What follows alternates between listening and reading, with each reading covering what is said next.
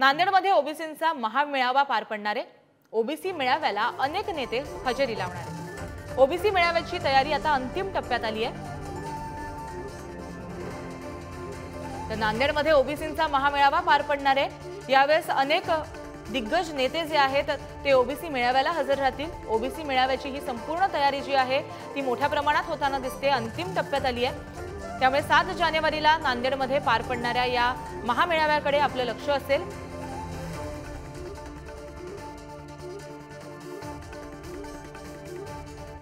7 जानेवारी रोजी नांदेड येथील नरसी येथे भव्य असा ओबीसी महामेळावा त्या ठिकाणी होणार आहे।